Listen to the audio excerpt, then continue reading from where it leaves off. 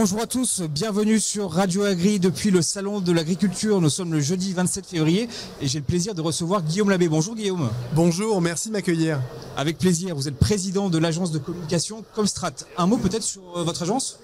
Oui, bien sûr. Alors Comstrat, c'est une agence qui a été créée à Paris il y a 7 ans. On a des clients dans le monde industriel, agroalimentaire, chimique, agricole, énergétique et de la tech également. Et donc on les conseille pour les relations presse, pour la communication de crise et pour les affaires publiques, ce qu'on appelle parfois le lobbying. Alors on attaque sur le Mercosur. Quels sont les gagnants et les perdants de cet accord ? Au niveau des filières agricoles. Si vous voulez que je ne sois pas politiquement correct, au Salon de l'Agriculture, je dirais tout le monde est gagnant. En tout cas, l'Amérique du Sud et les 4 pays qui sont concernés côté Amérique du Sud, mais bien évidemment également, et c'est ce qui nous intéresse le plus, les agriculteurs européens et français. Et j'espère vous en persuader pendant les quelques minutes qui arrivent. Alors, c'est pas trop l'envie des syndicats. Comment on peut bloquer l'accord Mercosur au niveau européen ? En fait, on peut pas, et je dirais que la France joue cavalier seul avec, je crois, beaucoup de posture et beaucoup de cynisme. La réalité, c'est que c'est des accords qui sont en négociation depuis une quinzaine d'années et qui sont extrêmement protecteurs des intérêts européens et français. Alors, dans le détail, qu'est-ce que vous auriez à répondre aux agriculteurs pour les convaincre ? Alors, le détail et même le principe c'est est-ce qu'on veut que l'agriculture française qui souffre et qui a besoin de débouchés à l'export et de continuer à avoir des débouchés à l'export dépende uniquement des caprices de Donald Trump et d'Elon Musk. On a vu qu'hier Donald Trump a annoncé des droits de 25%, on sait absolument pas pourquoi et dans quelle modalité, des droits de douane en augmentation donc pour l'Europe, donc des produits agricoles. Eh ben, c'est dans ce cadre-là que le libre-échange est quelque chose de très positif et de très intéressant, notamment pour nos agriculteurs qui seront ravis, je crois, de trouver un nouveau marché de 265 millions de personnes, donc dans ces pays, Argentine, Brésil, enfin en tout cas en Amérique du Sud, pour leurs produits. Donc évidemment, on dépend beaucoup des États-Unis pour beaucoup de sujets, notamment pour les exportations agricoles. Eh bien, demain, vendons notre Armagnac et nos bons produits à nos amis d'Amérique du Sud qui sont prêts et qui veulent commercer avec nous dans de bonnes conditions. Alors justement, Donald Trump, vous en parlez, comment son retour au pouvoir pourrait-il affecter les échanges agricoles de manière concrète entre l'Europe et les États-Unis ? Très clairement, on sait que notamment nos produits, nos alcools par exemple, sont très largement achetés par le marché nord-américain. Eh bien, en augmentant de 50% ou même de 25% les droits de douane, ce sera vraiment, ça rendra extrêmement cher ces produits. On sait que l'économie américaine, à mon avis, à cause des erreurs et du protectionnisme de Donald Trump, risque d'avoir moins de pouvoir d'achat, d'avoir une inflation donc très forte. Donc il va falloir absolument ne pas dépendre de ce marché qui devient un marché risqué. C'est inquiétant à court terme ou à long terme ? À très court terme, et donc c'est pour ça que le Mercosur, par exemple, est un bon débouché. Il va falloir qu'on se diversifie. La dépendance au marché chinois et au marché américain est risquée pour l'Europe et pour la France. Donc soyons conquérants et allons notamment vers ces marchés qui sont en train de s'enrichir. Alors, Donald Trump, conflit ukrainien, quelle stratégie les filières agricoles françaises doivent-elles adopter face à ces incertitudes géopolitiques ? Je pense qu'il faut que les filières, que les organisations aussi qui représentent le monde agricole et que les agriculteurs individuellement aillent au bout de ce qu'ils savent déjà. Moi, je crois beaucoup au bon sens paysan et l'agriculteur, pour moi, est un chef d'entreprise. Le chef d'entreprise, il sait que c'est son travail, c'est ses efforts, c'est ses investissements, c'est ses choix qui permettront ou non de réussir son année, d'avoir une bonne année. Donc, il faut assumer qu'il va falloir être productif, il va falloir se reposer hélas que sur soi-même et arrêter de croire que des politiques publiques, que Bruxelles, que je sais pas qui va permettre de gagner sa vie. Donc je pense qu'il va falloir être très créatif et assumer aussi que l'agriculteur est seul avec son exploitation et doit aller se défendre. Maintenant, aux filières de dire la vérité et d'arrêter de faire croire qu'on peut rêver d'une espèce d'agro-environnemental et de bio, etc. C'est pas vrai. Le chef d'entreprise qui est l'agriculteur, c'est ce qui est bon pour son entreprise et ce sera la productivité, ce sera l'ingéniosité, la capacité par exemple à faire de l'agrivoltaïsme. Voilà, c'est ça à mon avis l'avenir. Donc il va falloir qu'on arrête de mentir aussi aux agriculteurs en France. Et justement, l'agrivoltaïsme, est-ce que ça peut représenter un bol d'air pour les agriculteurs dans les prochaines années ? Je pense en particulier que pour les éleveurs qui sont pour beaucoup dans une situation dramatique et scandaleuse, franchement, quand on voit ce qu'ils gagnent pour le travail qu'ils produisent, il faut absolument qu'ils comprennent qu'ils peuvent devenir également, en plus d'être éleveurs, des producteurs d'énergie et donc il faut les laisser développer au maximum des projets rentables pour eux. Ça me semble absolument fondamental, voire les organisations représentatives qui seraient contre et qui essaient de modérer ça, à mon avis, ont une lourde responsabilité. Donc il faut un peu briser les chaînes et autoriser au maximum à produire tout ce qui peut l'être. Et si c'est des produits alimentaires, tant mieux. Mais si c'est l'énergie, c'est encore mieux dans la situation dans laquelle on est aujourd'hui. Un mot peut-être pour terminer sur le partage de la valeur entre énergéticiens et exploitants. En fait, sur des projets énergétiques, c'est vraiment, chaque projet est différent. Donc il va falloir accepter que c'est les acteurs concernés, les parties prenantes locales, qui peuvent se mettre d'accord en tant que chef d'entreprise, en tant qu'investisseur, sur une répartition intelligente de la valeur.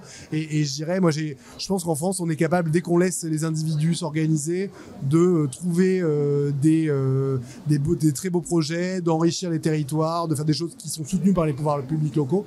Donc laissons-les faire au maximum. Et j'espère que demain, l'État, les régions comprendront que leur rôle n'est pas de, en permanence, surveiller, réglementer, mais plutôt de laisser et de faciliter les projets locaux qui puissent se faire. Je suis sûr que les préfets, en particulier, qui ont beaucoup de choses à faire dans notre pays, seraient capables de mettre un peu les DREAL au service de ces projets, plutôt que de en permanence faire perdre du temps et essayer de créer des concertations qui ont parfois pas lieu d'être si on est sur un territoire privé et où les acteurs peuvent fonctionner. Donc la répartition, elle est contractuelle entre les acteurs.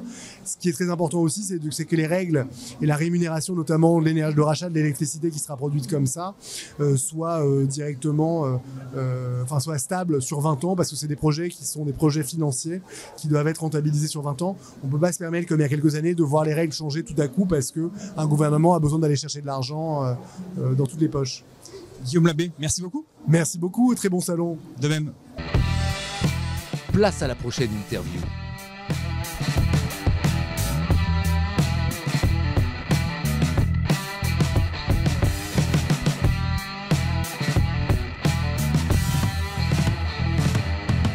Il est 12h45 et de retour sur Radio Agri. J'ai le plaisir de recevoir Sylvain Wasserman à ma gauche. Bonjour Sylvain. Bonjour. Vous êtes président directeur général de l'ADEME et à ma droite Jules Nissen. Bonjour Jules. Bonjour. Vous êtes le président du syndicat des énergies renouvelables. Jules, on commence par vous. Quelles sont les missions du CER ? Elle consiste à représenter en fait les intérêts de toutes les filières qui font de la production d'énergie renouvelable, électrique bien sûr, comme le solaire, l'éolien, mais aussi les bioénergies, la géothermie, le solaire thermique. Et on représente l'intérêt de toutes ces filières auprès du gouvernement, du Parlement. On est un syndicat professionnel. Alors, est-ce qu'il existe un focus particulier sur l'agrivoltaïsme ?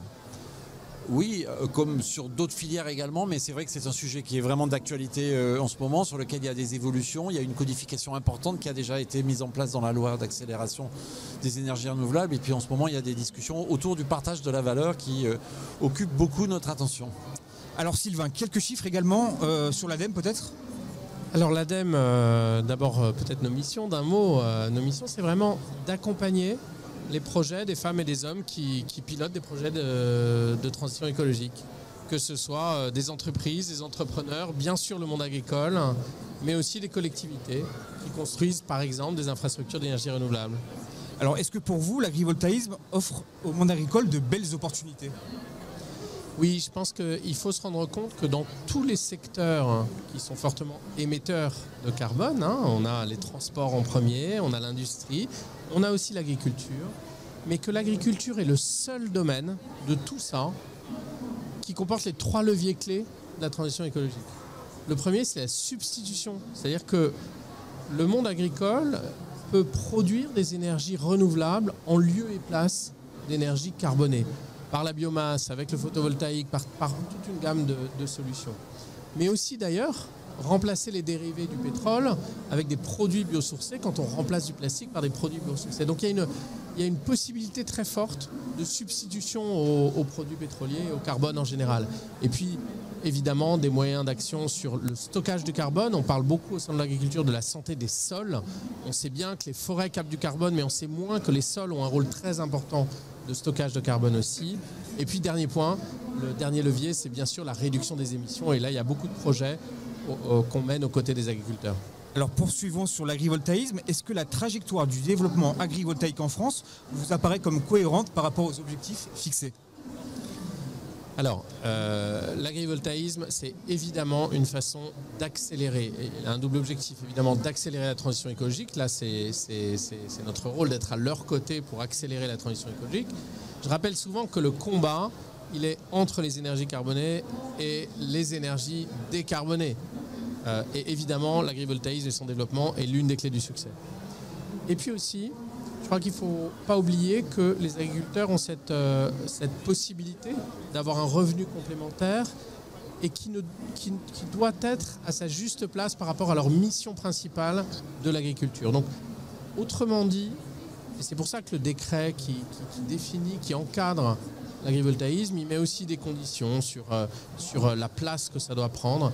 Mais personnellement, je pense que c'est une véritable opportunité d'un revenu solide, stable dans le temps, qui permet d'asseoir des activités économiques qui peuvent être plus soumises d'ailleurs aux impacts du dérèglement climatique.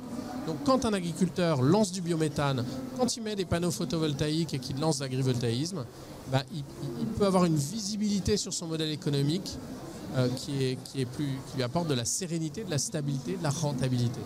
Alors la filière agrivoltaïque est jeune, on a besoin de références techniques. Vous incitez justement au partage d'informations entre les développeurs. Exactement. Et en fait, dans notre ADN de l'ADEME, si j'ose dire, on est convaincu que les solutions, elles sont territoriales, elles sont dans le dialogue parce que l'activité reste quand même récente et qu'il est important que les acteurs économiques, que les élus locaux, que les citoyens placent l'agrivoltaïsme à sa juste place, c'est-à-dire qu'ils prennent pleinement son essor, mais sans se substituer à l'activité agricole qui est le cœur de mission de l'agriculture. Donc trouver cette juste place, avoir des observatoires, travailler sur des cas types en fonction des territoires, c'est là où l'ADEME apporte son expertise et apporte une façon de voir les choses pour à la fois accélérer la transition écologique et à la fois bien sûr rester dans la mission de fond de l'agriculture.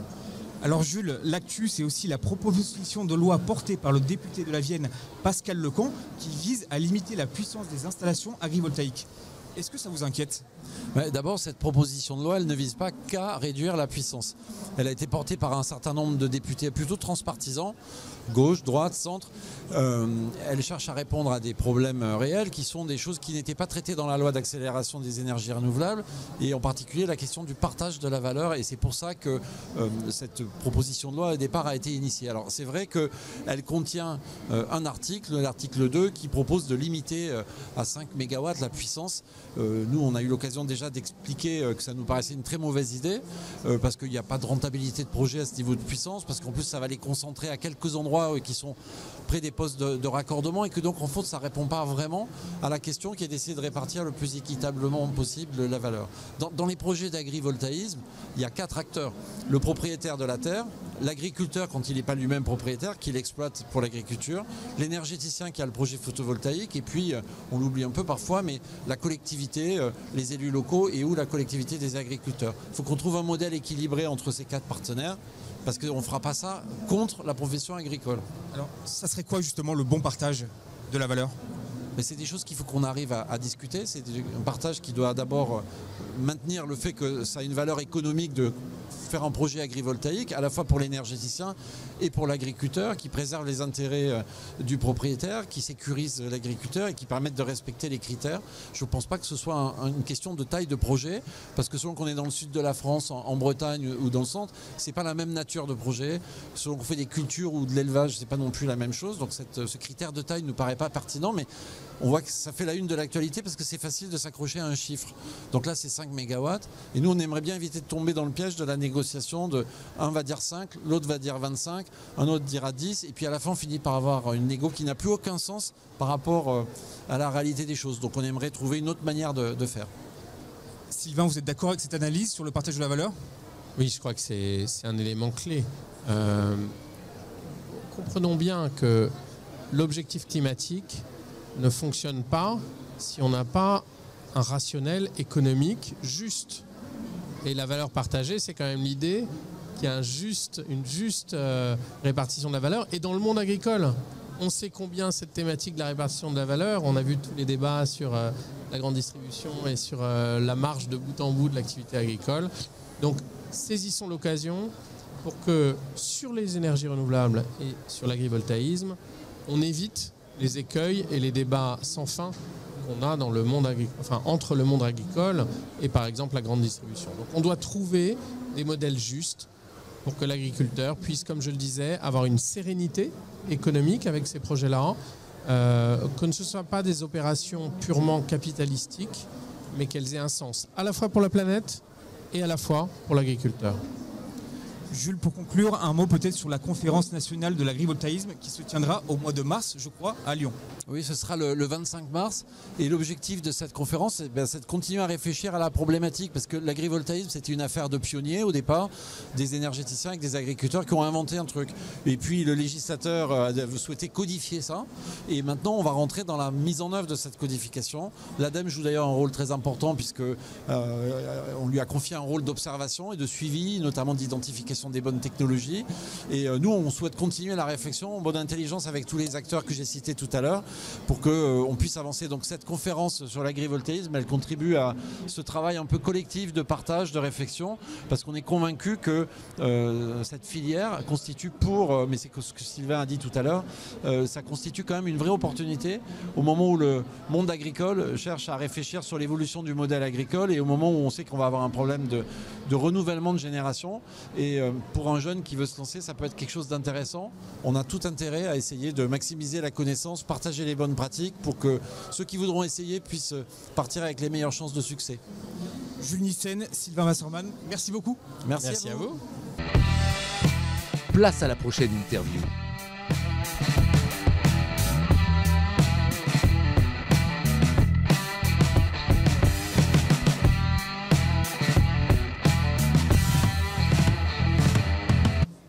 Il est 13h15, de retour sur Radio Agri et j'ai le plaisir de recevoir Jean-Louis Ledeux. Bonjour Jean-Louis. Bonjour. Alors vous êtes président de l'Andar. En quelques chiffres clés, dites-nous. Alors quelques chiffres clés sur le drainage, c'est 10 000 hectares à peu près de drainés par an. C'est à peu près une trentaine d'acteurs dont quasiment un tiers sont fédérés sous l'association Andar Draineurs de France. Alors, quel rôle joue l'Andar dans le drainage agricole, dans l'adaptation des exploitations face au changement climatique? Alors, le drainage apporte des solutions, notamment quand on est dans des périodes hydriques fortes. Il donne aussi des solutions quand on est dans des sols hydromorphes. Voilà, il apporte aussi tout le bien pour des cultures, pour qu'elles s'implantent correctement.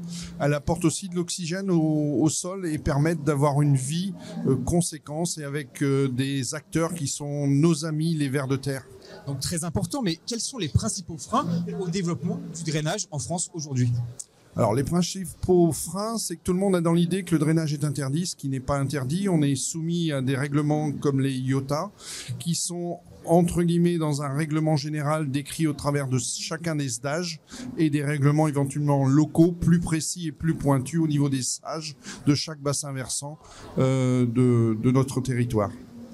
Alors, comment l'Andar sensibilise-t-elle les pouvoirs publics à l'importance du drainage pour la souveraineté alimentaire? D'abord, on est un des acteurs et une des solutions pour l'amélioration des cultures. Pour réussir sa culture, on sait bien qu'un sol drainé et un sol non drainé, il y a de grosses différences. Et on a aussi un atout particulièrement important pour tout ce qui est la culture biologique, puisqu'aujourd'hui on sait qu'en mettant moins de travail sur le sol, on apporte une solidité et notamment une facilité de mise en place des cultures sur les sols hydromorphes. Alors concrètement, quel impact le drainage peut-il avoir sur la gestion des ressources en eau et la biodiversité? Alors sur les ressources en eau, on peut être un acteur fondamental de servir de apport d'eau et de sources pour les retenues collinaires sur certains territoires. Moi, j'ai des exemples et ils sont nombreux. Mais il y a déjà plus de 20 ans qu'on a fait ces solutions-là, d'amener l'eau d'un drainage sur une pompe et remplir une retenue de stockage d'eau. Donc j'ai le cas dans le 86, le 87, avec des retenues de plus de 300 000 m3, où on évite d'aller puiser la ressource dans le sol, dans le sous-sol. Alors, quelles innovations marquent actuellement la filière des draineurs? Est-ce que vous innovez? Alors, particulièrement, on n'innove pas, mais on se sert de toutes les techniques innovantes, très bien au travers des lasers, des GPS, des satellites également, puisque nos machines sont guidées. Ça nous permet d'aller plus vite dans l'exécution de nos travaux, et notamment aussi à travers la restitution des plans de drainage que l'on est capable de faire avec ces outils-là. Jean-Louis Ledeux, merci beaucoup. Merci. Place à la prochaine interview.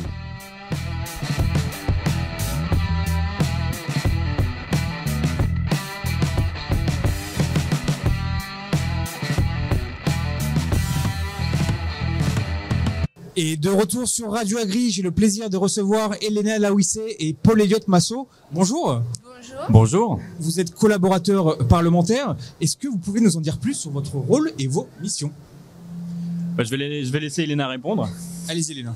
D'accord, alors il faut savoir que le rôle de collaborateur parlementaire, déjà, il va changer extrêmement en fonction de l'élu pour lequel on travaille. Voilà. Il y en a qui vont avoir plutôt du travail légistique, voilà, vraiment associé au Sénat, pardon, pas au Sénat, non, au Sénat, au travail, voilà, des textes qui vont arriver parlementaires. Il y en a d'autres qui vont plutôt avoir le travail en circonscription. Ce qu'on appelle en circonscription, c'est plutôt, voilà, travailler avec les acteurs de terrain, pour le sénateur ou la sénatrice, mais sur son département. Et il va y en avoir d'autres qui vont être plutôt que sur l'administratif ou la communication. Moi, pour le coup, je suis un peu sur tout. Je suis à la part de l'ESERCO, du Sénat et de la communication. Donc, si tu nous parles un peu plus de toi. Moi, je fais un peu de tout aussi et un peu d'agriculture notamment. Voilà, parce qu'en fonction des parlementaires pour lesquels on travaille, on peut faire différents sujets. Et donc, moi, je suis à la commission des affaires économiques qui traite de l'agriculture. Alors, vous n'avez pas un parlementaire dédié, en fait? Si on a un parlementaire dédié, on peut en avoir même deux, ce qui est mon cas. Et donc, en fonction de ses sujets, de sa personnalité aussi, et de la vision qu'il a de sa fonction parlementaire, notre travail évolue en fonction de tout ça. Et vous appartenez au même groupe? Non. Moi, j'appartiens au groupe socialiste.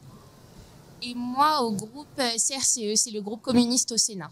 Très bien. Alors, quel est le rôle concret des collaborateurs parlementaires dans la préparation des textes de loi sur des sujets sensibles, comme l'agriculture ou l'énergie?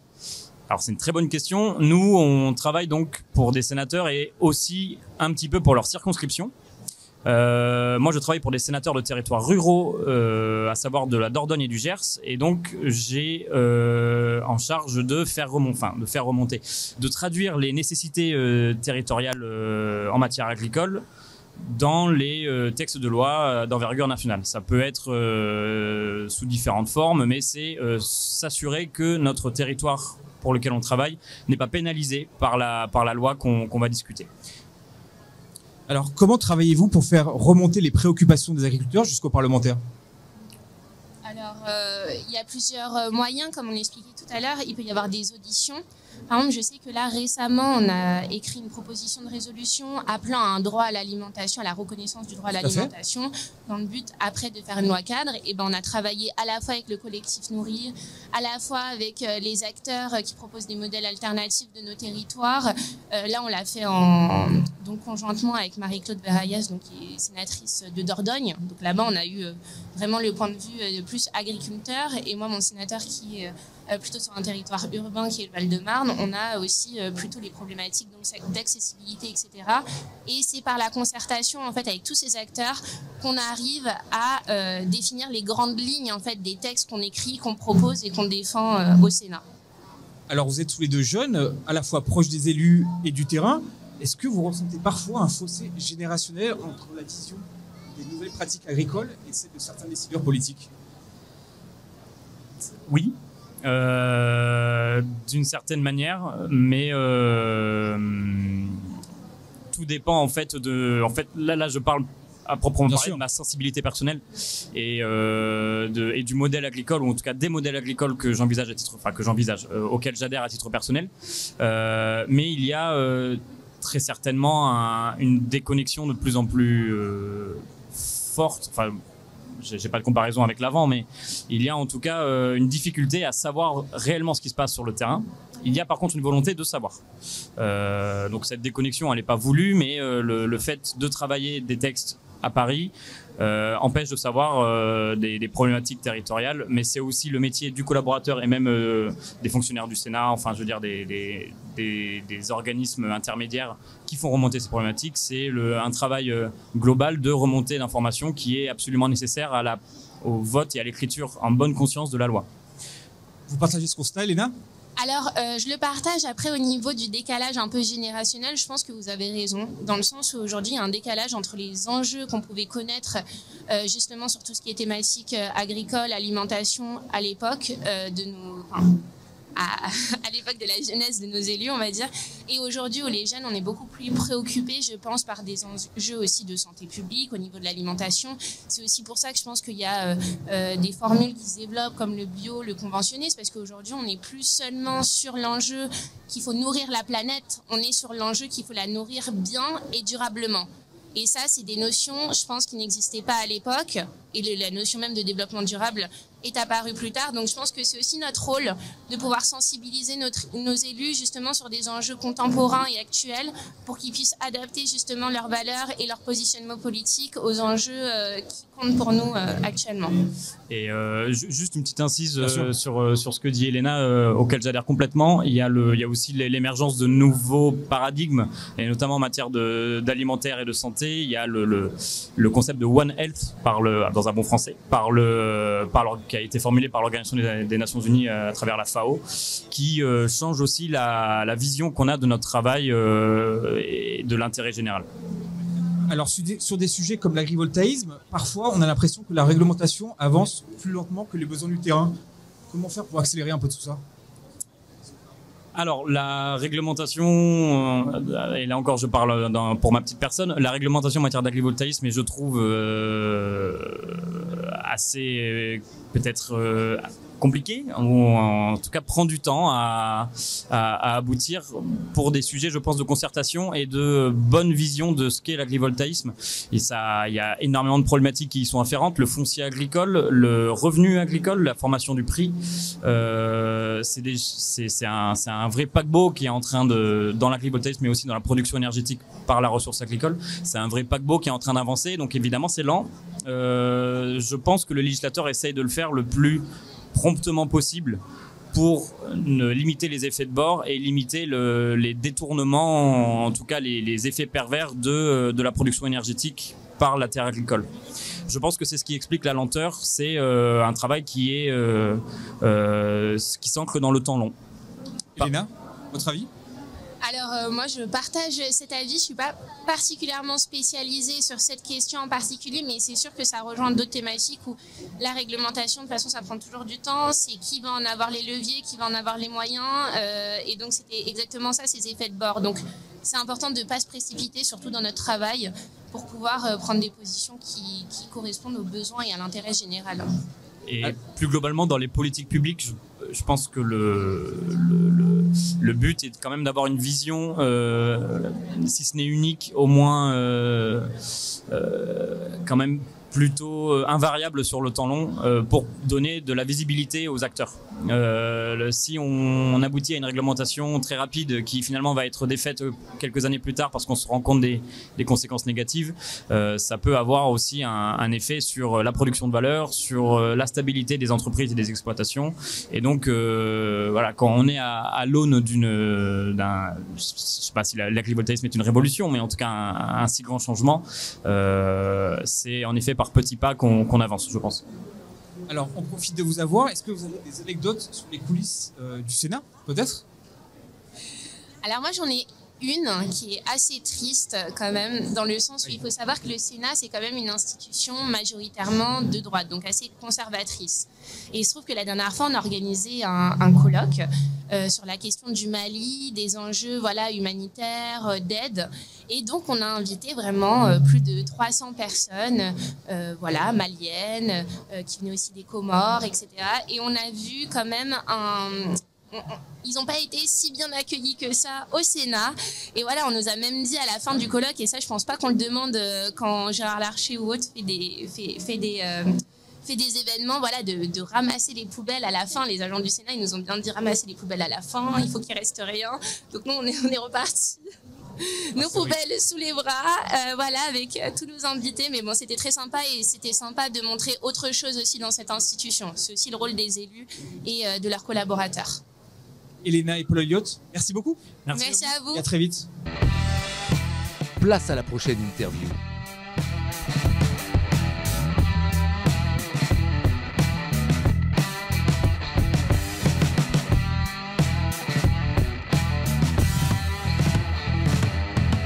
Et de retour sur Radio Agri, j'ai le plaisir de recevoir Lydie Bernard. Bonjour Lydie. Bonjour.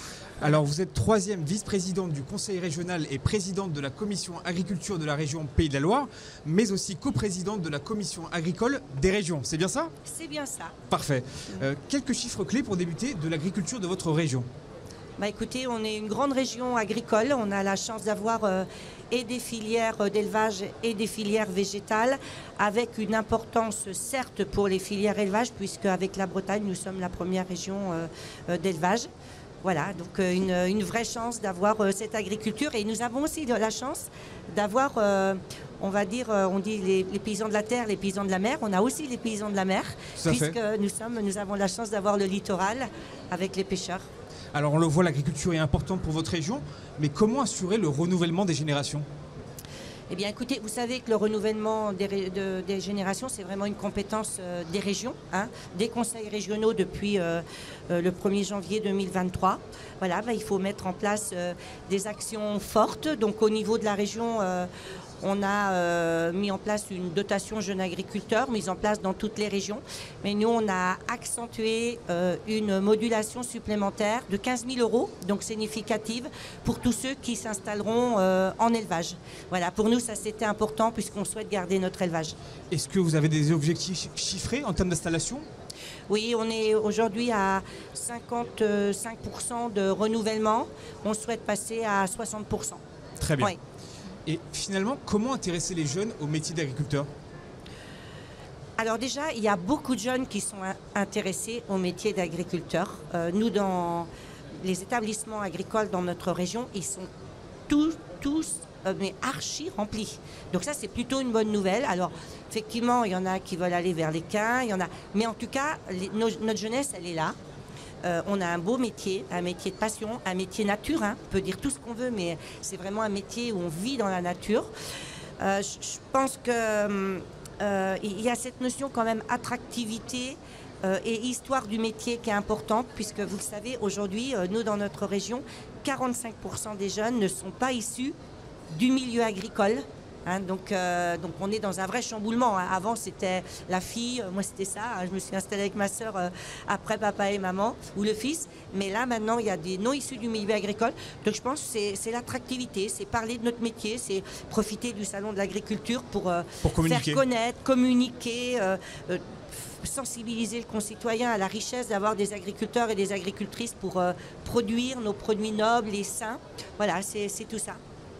Alors, un mot sur l'actualité et la loi d'orientation agricole, c'est un bon signal envoyé à nos agriculteurs?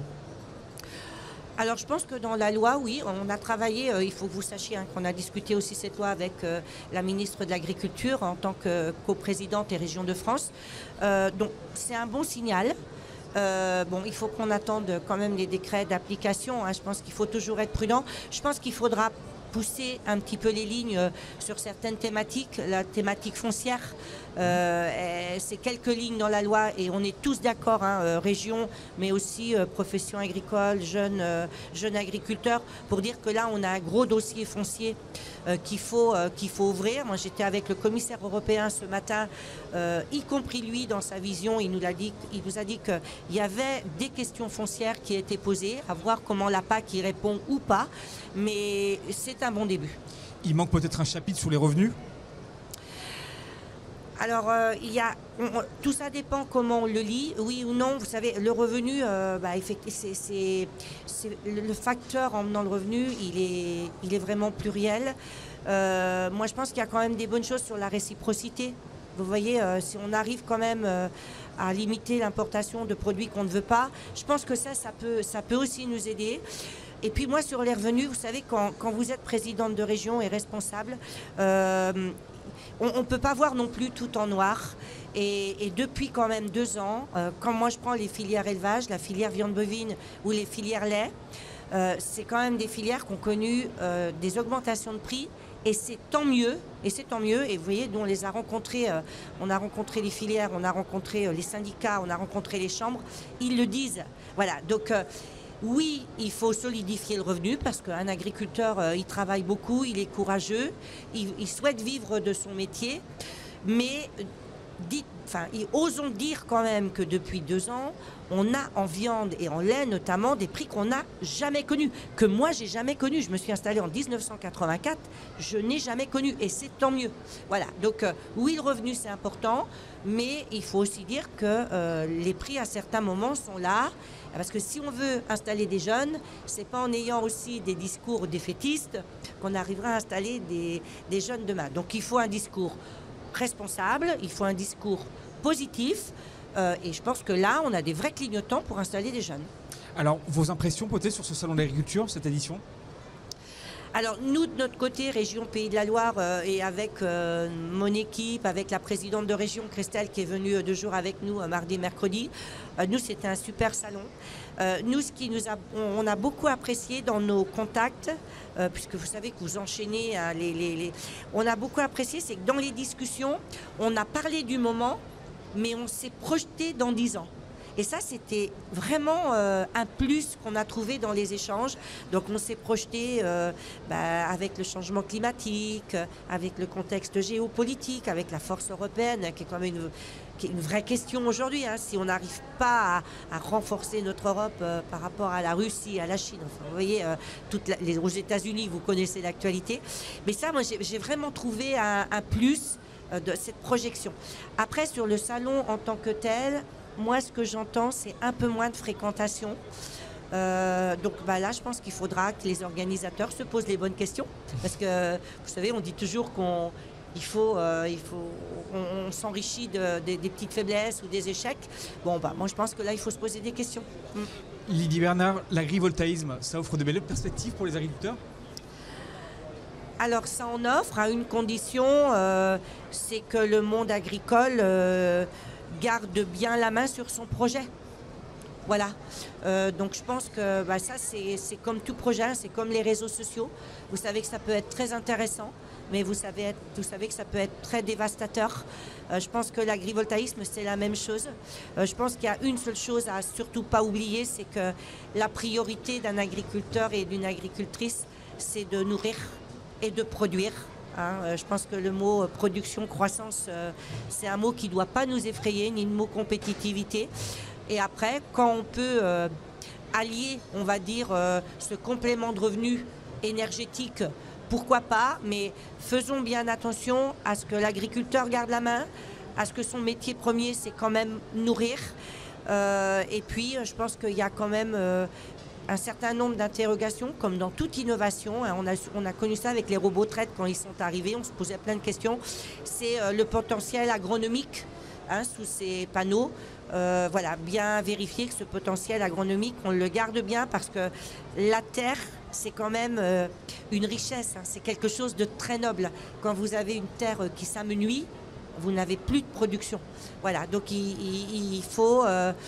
moi, je n'opposerai pas l'agrivoltaïsme et l'agriculture, mais je pense qu'il faut prendre quand même beaucoup de garde-fous et beaucoup de précautions. Lydie Bernard, merci beaucoup. Je vous en prie. Et puis bon salon. Merci à vous. Voilà, super. Merci. Merci. En tout cas, c'est très agréable de répondre à vos questions. Place à la prochaine interview.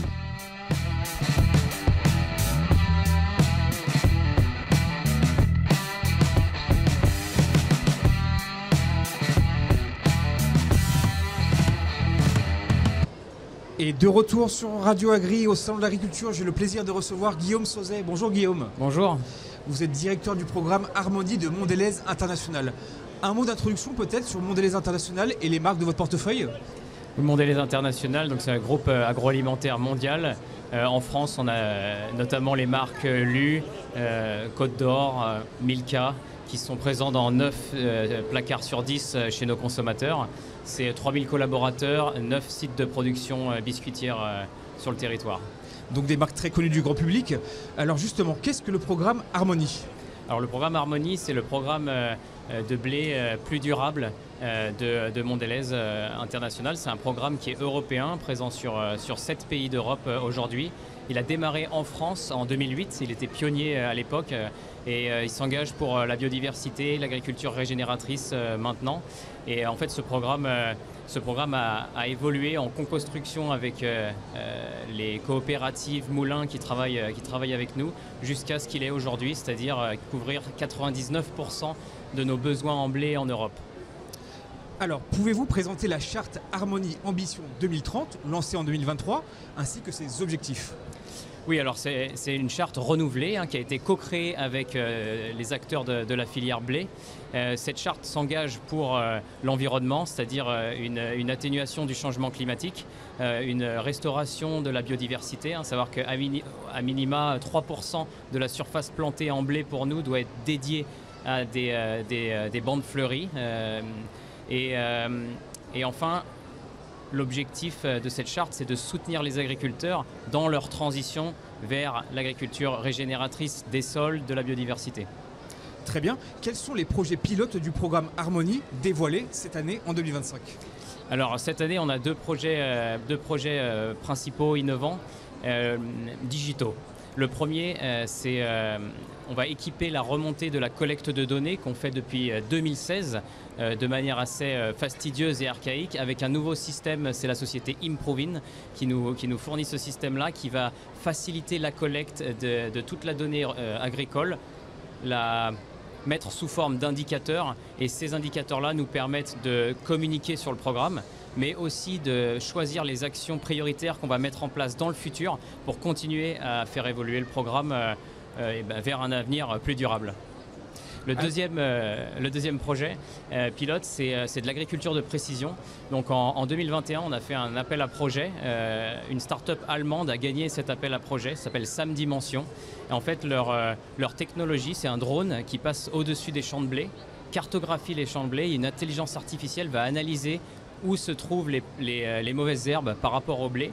Cette carte ensuite elle est mise dans le tracteur pulvérisateur qui va mettre de l'herbicide uniquement sur les plantes à l'endroit où elles se trouvent.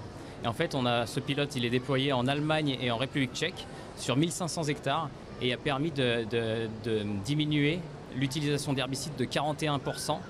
Les allers-retours de l'agriculteur pour aller recharger ses cuves.